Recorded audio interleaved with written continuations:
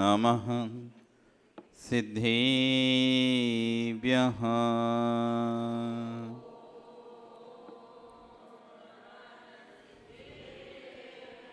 ॐ नमः सिद्धेभ्यः।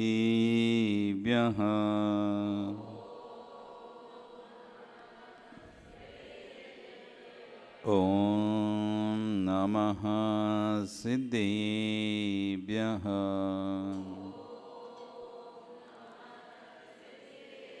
तिर्यणि खग्गिणाये रुत्तारी मोहे सिर सिरड़िविहो आईरी राव पसियो परवादिन्यो भव्य जीलोये नमो अरिहंताणं नमो सिद्धाणं नमो आयरियाणं नमो वज्रायाणं नमो लोये सव्विशाहुणं। बोले अनंत अनंत सिद्ध सर्वष्टि भगवान की, आदिरम आदिनाथ भगवान की, वर्तमान शासनिक महावीर भगवान की, आचार्य श्री 108 कुंद कुंद स्वामी महाराज जी की, आचार्य भुवन श्री 108 विश्व सागर जी महाराज जी की, अहिंसा में विश्व धर्म की, सिद्ध चक्र महामंडल विधान की। या बोलो परम पूज मुनि श्री 108 अर्जुन सागर जी महाराज के, पूज छल्ला के 105 श्री सागर महाराज की, सिद्ध चक्र महामंडल विधान की जय। भवन्तु।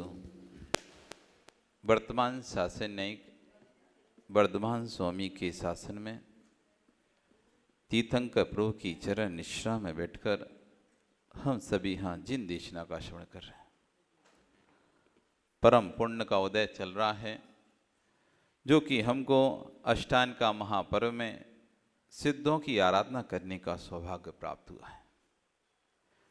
पुण्य कार्य करने के लिए भी तीव्र पुण्य चाहिए होता है। पुण्य कार्य पुण्य भूत परिणाम बनाने के लिए, क्योंकि भाव जो मन है बड़ा चंचल है, मन बड़ा चंचल है, अच्छे कार्यों में बहुत कम लगता है। आपसे काम करा लिया जाए इधर उधर का, आप बहुत अच्छे से कर लोगे, लेकिन धर्म के कार्य में मन कम लगता है। क्यों? क्योंकि पंचम काल में कल आचार्य भुवन कह रहे थे, आर्त रोध ध्यान वाले जीव अधिक हैं। कैसे जीव अधिक हैं? नष्टा कष्टा दुष्टा पापिष्टा, नष्ट करने, दूसरों का नाश देखने वाले, दूसरों को कष्ट में देखकर खुश होने वाले, दूसरों को दुखी देखकर खुश होने वाले, और निरंतर सतत पाप में संलग्न रहने वाले जीवों की बहुत है। और कैसे जीव विभागता है? तो कह रहे हैं की नील लेस्या हो, कृष्ण नील का पोत लेस्या वाले। लेस्या आत्मा से अनुरंजित, कसाय से अनुरंजित आत्मा के परिणाम। जैसे किसी कपड़े को रंग से रंग दिया जाए तो कपड़ा अपना रंग बदल देता है। अच्छा बताओ, कपास किस रंग का उत्पन्न होता है? लाल, नीला, पीला, हरा, काला, हरा। हरा कपास उत्पन्न होता है। कपास जब भी उत्पन्न होता है सफेद ही रहता है, लेकिन फिर आपके कपड़े कैसे बने? कागज से बने, कपास से बने ना। फिर ये कपड़े रंग बिरंगे क्यों हैं? हाँ, जैसा कपास में रंग लगा दिया जाता है, वैसा कपास कैसा हो जाता है? रंगीन हो जाता है। काला, पीला, नीला, लाल, हरा, सफेद, जैसा भी, सफेद तो रहता ही है स्वतः ही, लेकिन जैसा भी आपको करना चाहते हैं रंग, उसको रंगीन करना चाहते हैं, वैसा रंग डाल दिया जाता है। ऐसी आत्मा सदैव स्वच्छ है, लेकिन कसाय का रंग जब इस आत्मा में चढ़ता है तो आत्मा के परिणाम कलुषित हो जाते हैं। काले कलर के परिणाम, नीले कलर के परिणाम, पीले कलर के, लाल कलर के परिणाम, श्वेत रंग के परिणाम, कृष्ण लेस्या, नील लेस्या, कापोत लेस्या, पीतलेस्या, पद्मलेस्या, शुक्लेस्या। कसाय जैसी जैसी हमारे अंतरंग में उत्पन्न होती है, वैसी वैसी हमारी आत्मा के परिणाम होते हैं, वैसी वैसी हमारी आत्मा की लेस्याएं बनती हैं। सबसे पहले कह रहे हैं कृष्ण लेस्या, कलुषित परिणाम, सबसे खोटे परिणाम। जिस लेस्या में मर जाएंगे लेकिन झुकेंगे नहीं, मर जाएंगे लेकिन बैर छोड़ेंगे नहीं, इस तरह के परिणाम होते हैं, वो कृष्ण लेस्या वाले परिणाम होते हैं। एक छोटे से उदाहरण से आचार्य भगवान समझाते हैं। पेट भरने के लिए फल की आवश्यकता है, पेट भरने के लिए फल की आवश्यकता है। 6 लोगों को लेके बोला गया कि फल लेके आना है। एक व्यक्ति कुल्हाड़ी लेकर जाता है, पेड़ कोई काट दे रहे, जितने फल हैं सब मिल जाएंगे।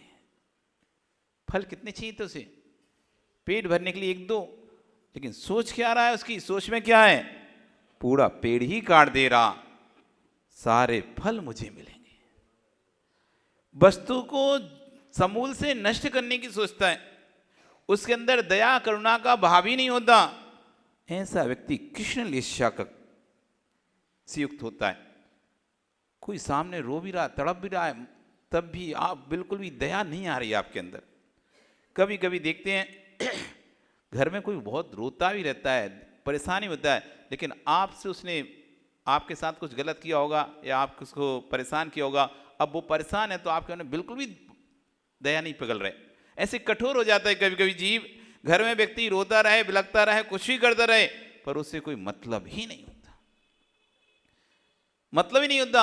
लड़ाई, इतनी लड़ाई कर लेता है, सामने वाला घर में फपक फक कर रो रहा है, तब भी ये नहीं कह पा रहा कोई बात नहीं, चलो हमारी गलती, हम माफी मांग ले रहे हैं, तुम चुप हो जाओ, रो मत।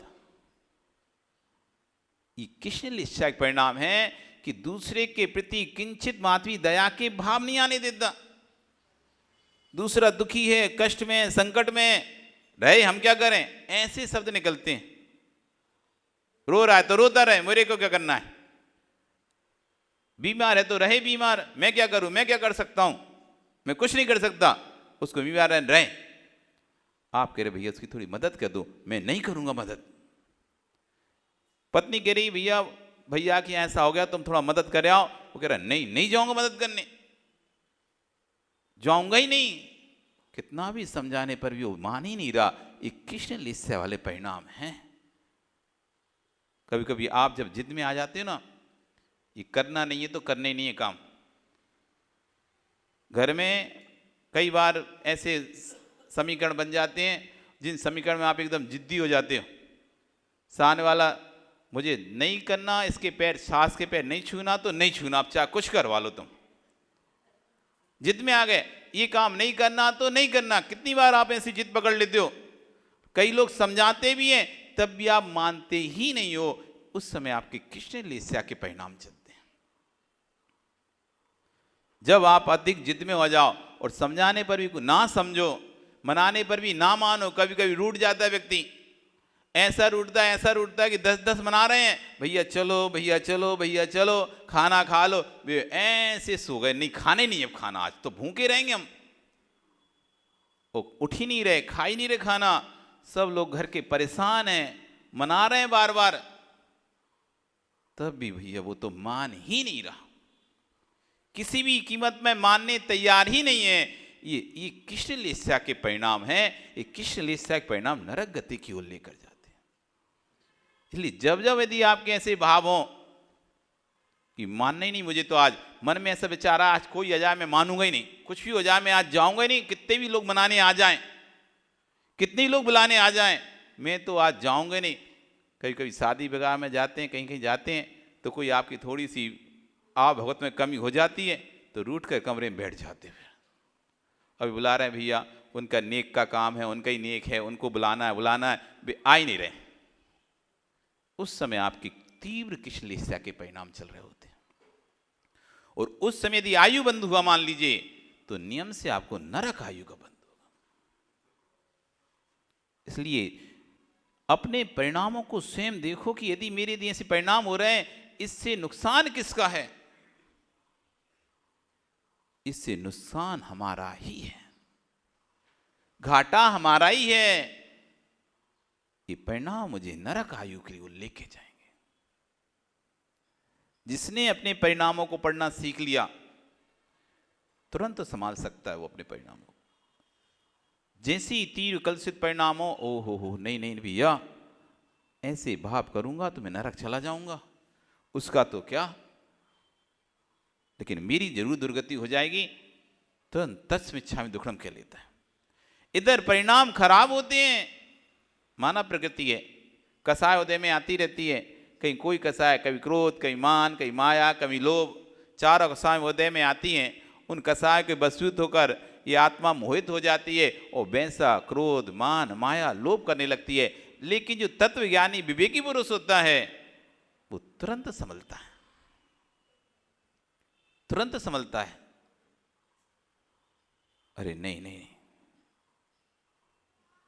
अपन को ऐसा नहीं करना, तस्मिच्छामि दुक्कडम, ठीक है, उसने बुला लिया, अब चलो, थोड़ा मना लिया, ओके कोई बात नहीं, उसने माफी मांग ली, अब चलो। अड़ के नहीं बैठना कभी भी, किसी बात की जिद्दी करके नहीं बैठना। अब जब तक ये होगा नहीं तो हम करेंगे नहीं ऐसा, जब तक ये होगा नहीं तो ऐसा होगा ही नहीं। बहुत से घरों में हो जाती है, अब जब तक न्यारे न्यारे नहीं होंगे, अलग अलग नहीं होंगे, तब तक अब हम चूका एक रसोई में खाना बनाएंगे नहीं। करो अलग, जिद्दी पकड़ लेता है, करो अलग, अलग ही होंगे, अलग ही रहेंगे, ऐसी जिद पकड़कर लगा रहता है। तो कह रहे हैं किर्ण लेस्या हो, कृष्ण लेस्या वाला परिणाम है। दूसरा नील लेस्या, कृष्ण लेस्या वाला तो मानने ही तैयार नहीं है, और ये थोड़ा सा समझाने पर, थोड़ा प्रेशर देने पर मान जाता है। ये नील लेस्या के परिणाम हैं। परिणाम तो हो रहे हैं, लेकिन ठीक है, थोड़ा किसी ने समझाया किया तो ठीक है, मान जा रहा है, लेकिन अगर दोबारा से करेगा ना फिर देख लेना। चेतावनी के साथ, वार्निंग के साथ मानता है।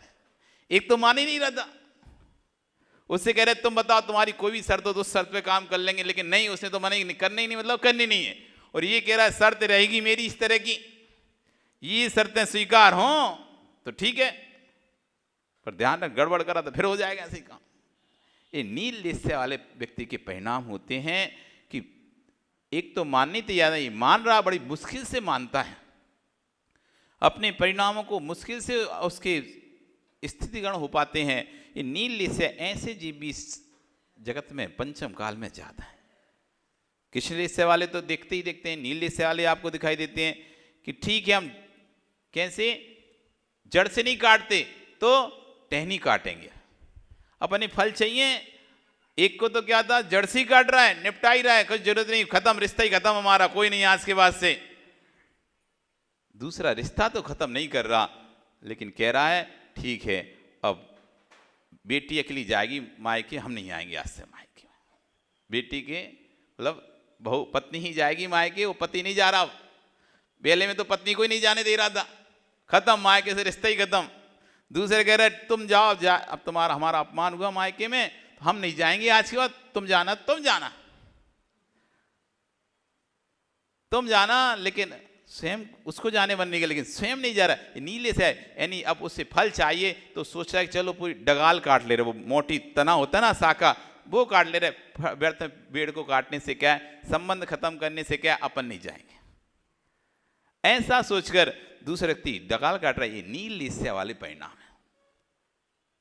सशर्त कोई काम करता है, जो सशर्त काम करते हैं, ऐसे जिनके अंदर रहता है ठीक है, अब ये इतना कम कर देंगे, ऐसा कर देंगे, इस तरह से कर देंगे, ये नील लेस्या वाले। तीसरे आते हैं कापोत लेस्या वाले। उन्हें करें नहीं करें, करें क्या नहीं करें, जाएं नहीं जाएं, अभी निर्णय नहीं कर पा रहे, काम करें नहीं करें, हाँ ना, कोई निर्णय नहीं है, जो सदैव असमंजस में बने रहते हैं, जिन्हें कभी कोई चीज का निर्णय होता है, इधर आज हाँ कर जाएंगे, कल ना कर देंगे, अब यहाँ कर देंगे, कभी ना कर देंगे, कोई निर्णय नहीं है, जाना है नहीं जाना है, उठना है बैठना है, खाना है पिए, कुछ ही जिनको समझ में नहीं आता। एक जो किसी विषय पर स्थिर चित्त नहीं रह पाते, चित्त कवरेज इसके परिणाम होते हैं। आज इन्होंने अच्छा उनको आज बड़ाई कर दी, उनकी गुणगान गाने लगे।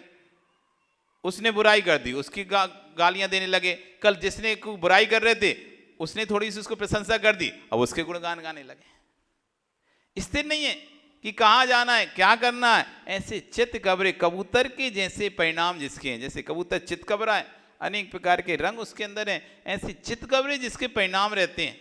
कोई निर्णय नहीं है, कि स्थिरता नहीं है कहीं भी कि क्या करना है। ऐसे जीव कापोत लिस्सा के धनी होते हैं। उसके लिए आगम उदाहरण दिया, एक तो पेड़ी काट रहा था कृष्ण हिस्से वाला, दूसरा मोती डगाल काट रहा था, तीसरा कह रहा है ये शाखा जो निकली है उसमें से उसको काटते हैं। इतना मोटा तना काट के क्या करेंगे, उसके अंदर जो शाखाएं निकली हैं ये निकाल दे रहे, तना छोड़ दे रहे।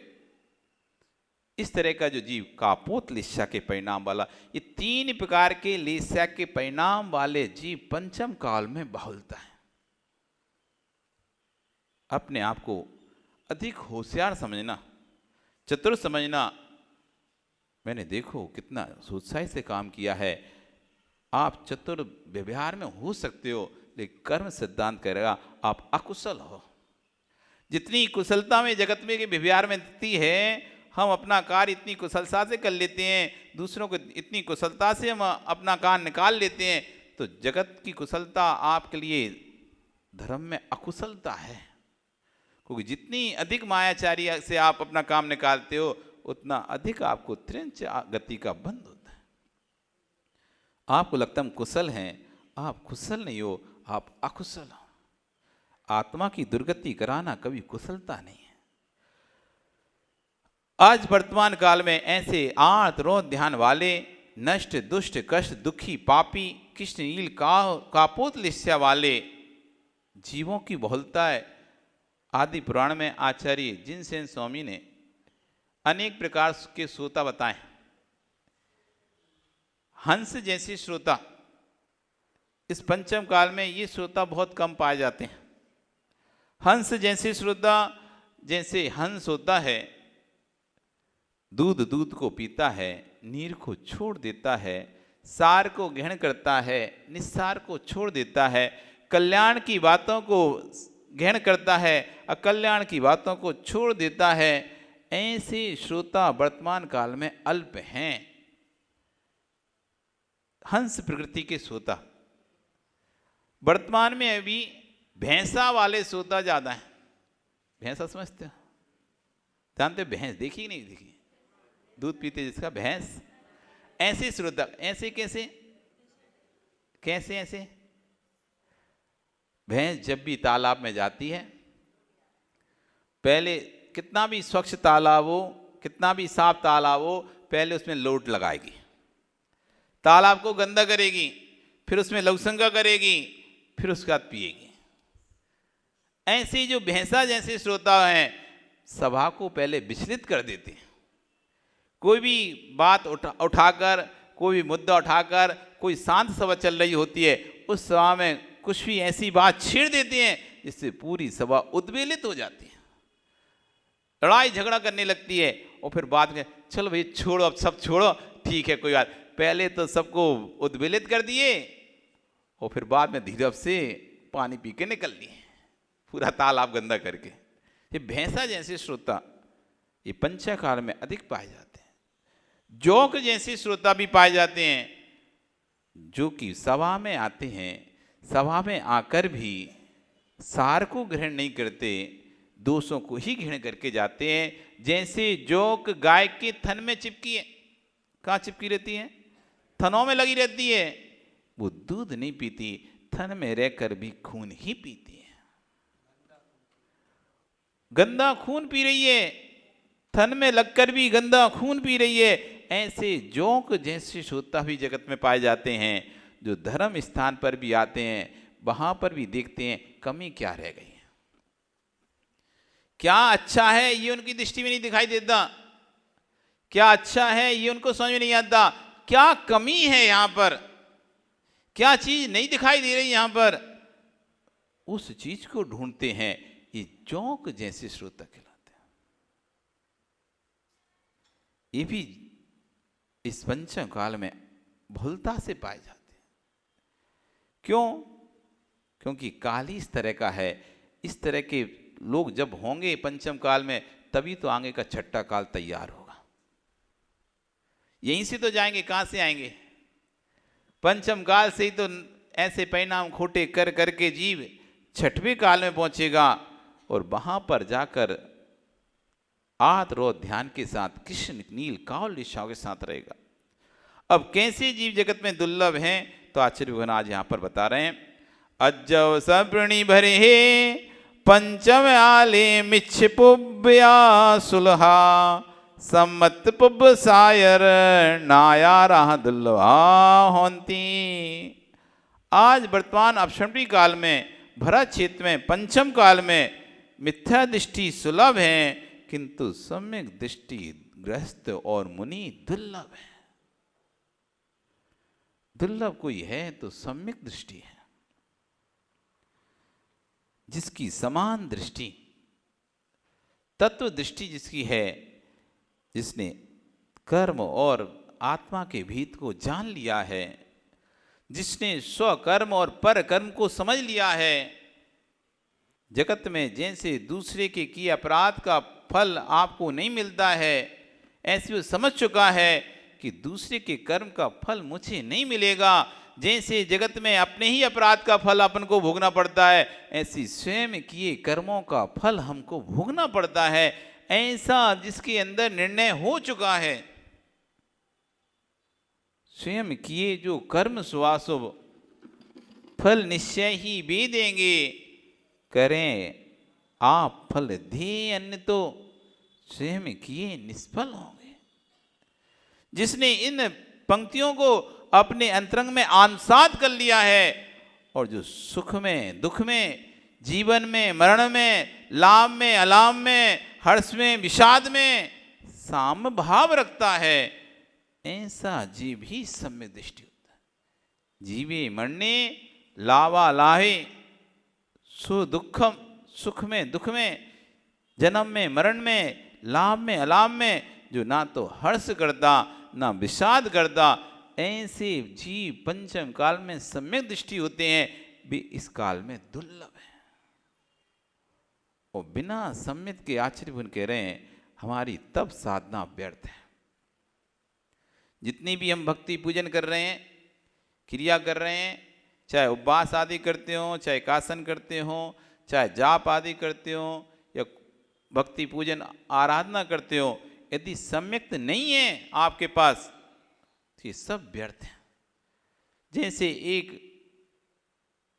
चेक में यदि अंक ना लिखे जाएं और शून्य शून्य लिख दी जाए, तो सुनील कितना रुपए मिलेगा उसका? क्यों? अंक नहीं है उसमें। सम्यक दर्शन अंक है, क्रियाएं शून्य है। सम्यक दर्शन अंक है, क्रियाएं शून्य है। यदि अंक के साथ शून्य होगी तो शून्य की कीमत है, और यदि अंक के साथ शून्य नहीं है तो शून्य की शून्य ही कीमत है। ऐसी जो हमारे द्वारा भगवान का अभिषेक किया जा रहा है, जो हमारे द्वारा भगवान की आराधना की जा रही है, जो भक्ति की जा रही, पूजा की जा रही है, ये सब क्रियाएं हैं, क्रियाएं। लेकिन जो आत्म विशुद्धि है, जो आत्म विशुद्धि है, आत्म आह्लाद है, तत्व निर्णय है, वो हमारा अंक है। अंक यदि उसका निर्णय नहीं है अंक का, तो फिर ये शून्य आपको शून्य ही देंगे। सबसे पहले आचार्य का निर्णय करो, किसका? कि मेरे अंदर कसाय कैसी चल रही है, मेरे अंदर परिणाम कैसे चल रहे हैं। इतना कुछ सुनने के बाद भी, इतनी भगवान की भक्ति करने के बाद भी, क्या हमारे परिणाम में कोई बदलाव आ रहा है? या जैसे थे फ्यूज वैसे ही हो? कोई बदलाव या कोई चेंज हो रहा है कि तुम्हारे अंदर? आप तो कुछ भी कह लो महाराज, पंचों की बात मंजूर है, लेकिन नाली तो यहीं से निकलेगी।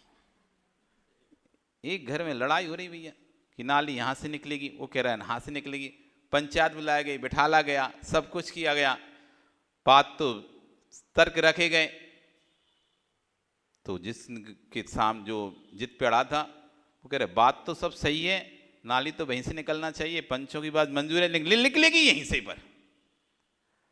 पंचों की बात मंजूर है लेकिन करेंगे हम वही जो हमें करना है। कोई बदलाव यदि नहीं आता व्यर्थ है हमारा धर्म करना। कसाय वैसी रही, क्रोध वैसे ही है, मायाचारी वैसे ही है, आपका अभ्रम वैसे ही है, आपका असंयम वैसे ही है। कोई वस्तु आपसे त्याग होती नहीं, कोई वस्तु आपसे छूटती नहीं, कोई वस्तु के प्रति आप राग छोड़ नहीं पा रहे हैं, कसाय कम कर नहीं पा रहा है। जिससे बैर था उससे बैर बंधा ही हुआ है, जिससे नहीं बोलते तो उससे नहीं बोल ही नहीं रहे हो, तो फिर धर्म आप में आ कहाँ पे रहा है?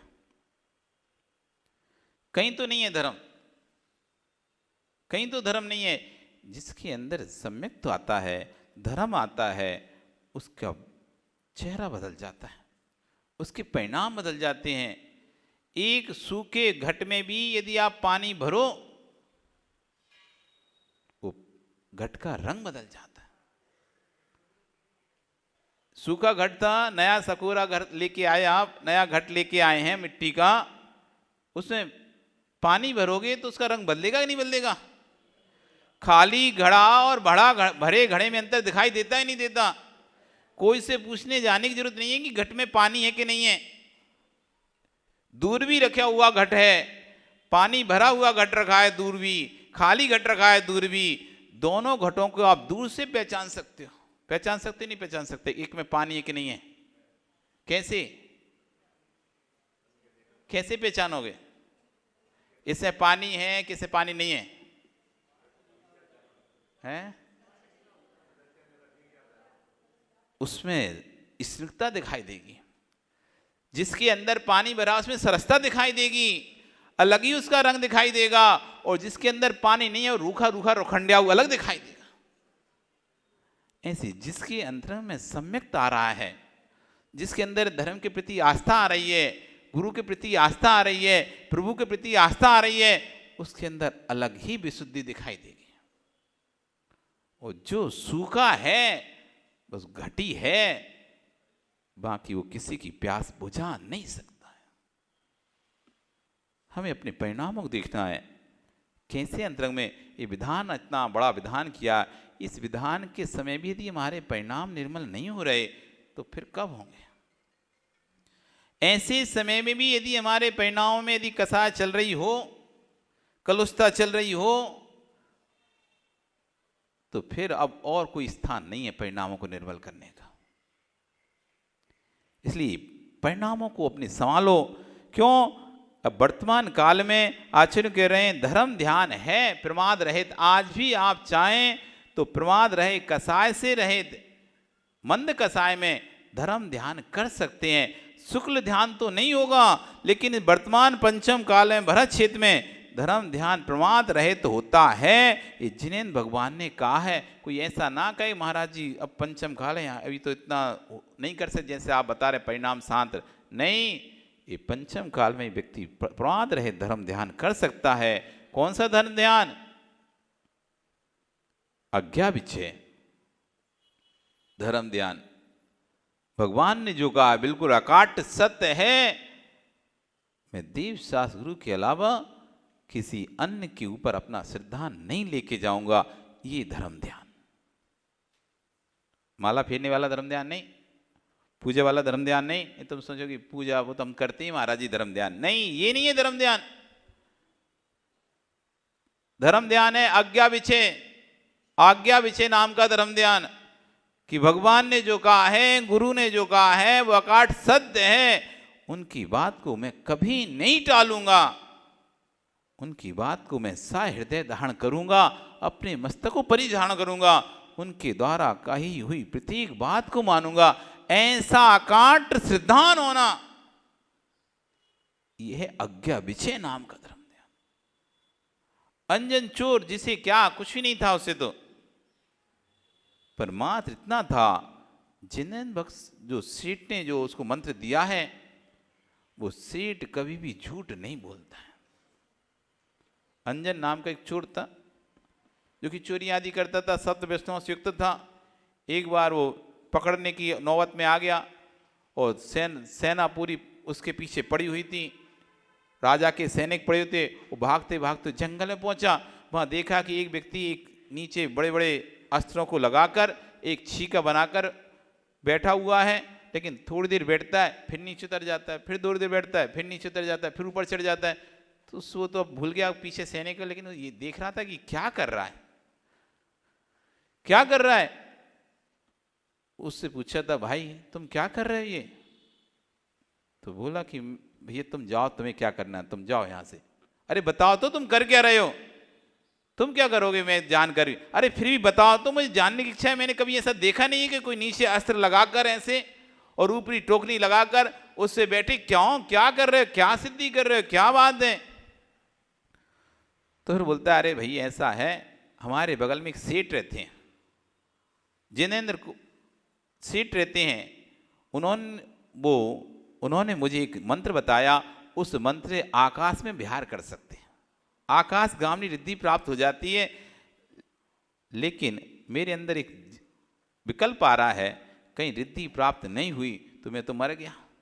क्योंकि इसमें क्या करना था, नीचे जो अस्त्र शस्त्र लगे थे नुकीली ऊपर की तरफ, और छीका रखा था, एक एक छीका काटना था मंत्र पढ़ के, और 108 बार मंत्र पढ़ के छीका काटना था। छीका नीचे गिरेगा। यदि तुमने थोड़ी सी गड़बड़ी करी मन में जपने में तो मरोगे, और शुद्ध मंत्र से किया है तो सिद्धि हो जाएगी।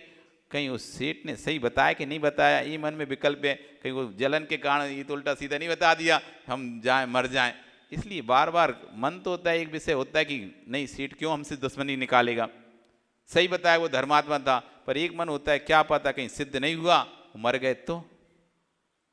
इसलिए बार बार चढ़ता हूं उतरता हूं। तब अंजन चोर कहता है, भाई एक काम करो, तुम मुझे दे दो। वो सोच रहा था अपने तो मन नहीं है, वैसे ही पीछे सैनिक मारे चाहिए, इनसे जाके मरे। लेकिन चोरों को हर व्यक्ति घर की पता रहती है। जितना तुमको नहीं पता उतना चोरों को पता है, ये सेठ कितना ईमानदार है और कितना बेईमान है। कितना ईमानदार है कितना बेईमान है, चोरों को सब पता रहता है।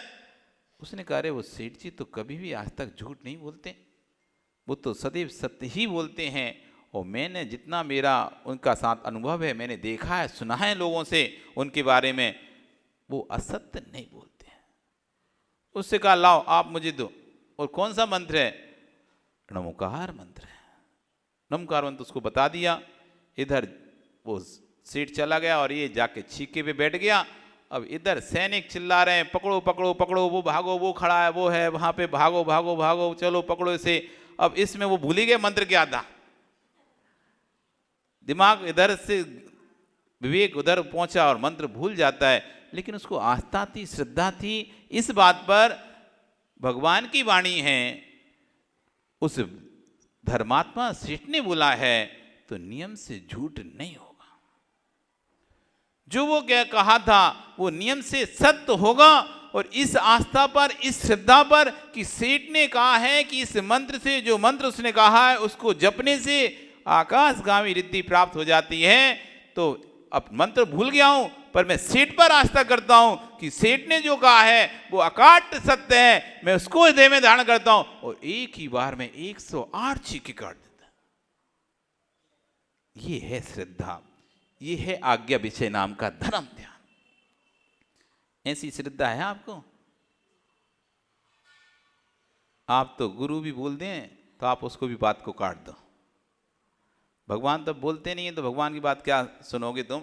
अगर वो भी बोलते होते और तुम्हारे मन की नहीं होती ना, उसको भी तुम कह देते हम नहीं कर रहे, जाओ बैठे रहो आप लोग।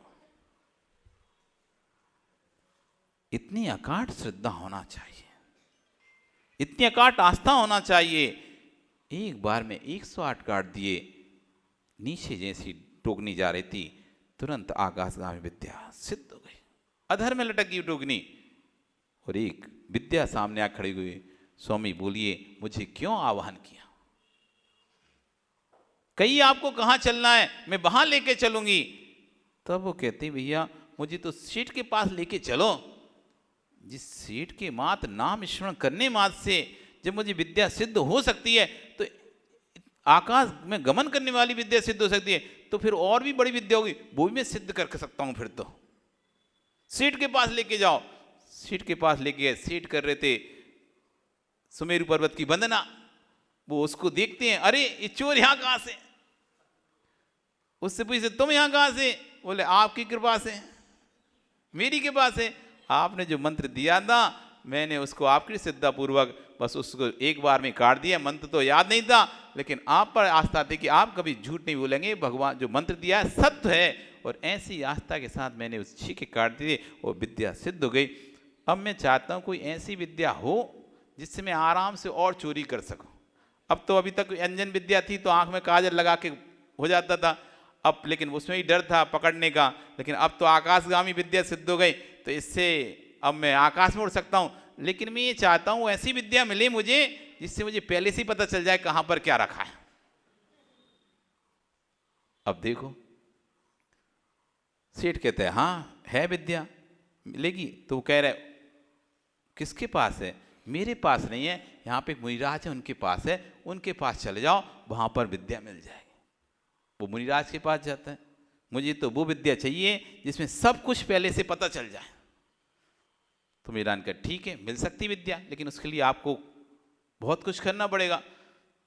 उसने कहा आप जो कहोगे हम वो करेंगे, जैसा कहोगे वैसा करेंगे, आप बस हमें वो विद्या दो जिसमें सब कुछ दिखता हो। ठीक है बन जाओ मुनि। बिल्कुल बन जाते हैं। मुनि बना दिया, उसको बताया कैसे धर्म होता है, ध्यान सब सिखाया, आस्था भगवान के प्रति कैसे रखनी सब बताया, और पूर्ण आस्था से भरा था वो तो। और जैसे जैसे बताया कि इस तरह से ध्यान करो, इस तरह से ध्यान करो, और उसने ध्यान किया ध्यान किया ध्यान किया, और कहते हैं कि उसको केवल ज्ञान विद्या प्राप्त हो गई, जिस विद्या में चराचर तीनों लोक के पदार्थ स्पष्ट दिखाई देते हैं। एक ऐसी केवल ज्ञान ही विद्या है जिसमें तीनों लोक के पदार्थ कोई भी नहीं छुपा है, कौन सी सामग्री कहाँ है सब दिखाई देती है। ऐसी केवल ज्ञान विद्या प्राप्त हो गई। वो श्रद्धा आस्था के बल पे भगवान बन गया, अंजन निरंजन हो गए। ये है आज्ञा विचय नाम का धर्म ध्यान। करते हुए है आस्था भगवान के प्रति, है आस्था गुरुओं के प्रति। हमारा मन की है तो आस्था है, हमारे मन की है तो आस्था है, और हमारे मन की नहीं है तो तुम रहो महाराज अपने, हम चले। ये धर्म ध्यान होना चाहिए। आज भी पंचम काल में धर्म ध्यान है। आप चाहो तो अपने अंतरंग में ऐसी आस्था प्रकट कर सकते हो, दुर्लभ नहीं है, कष्ट साध्य है, असाध्य नहीं है, कष्ट साध्य है। एक व्यक्ति बड़ा बीमार था, कुष्ठ मुष्ठ रोग उसके अंदर खूब हो चुके थे, शरीर से दुर्गंध निकल रही थी। एक वैद्य के पास जाता है, बोलता है मुझे ठीक करो। तो वैद्य उसे देखता है और उसकी बीमारी देखकर एक कागज पर कुछ लिखता है और अपने एक डिब्बा में डाल देता है, और उसके कहते भग जा, अब तो ठीक नहीं हो सकता, अब तो मरना ही तेरा उपाय है, और कुछ अब तो कोई इसकी दवाई नहीं है, जा भाग यहाँ से। उसको भगा देता है। अब वो भी हताश, अब जब वैद्य ने, इतने बड़े वैद्य ने मना कर दिया, अब तो कुछ हो ही नहीं सकता, तो सोचता मरूं। अब वो सोचता कैसे मरूं, फांसी लगा के मरूं तो दर्द ज़्यादा होगा, रील से कट करूं, कहाँ से मरूं, मरने के उपाय सोच रहा है।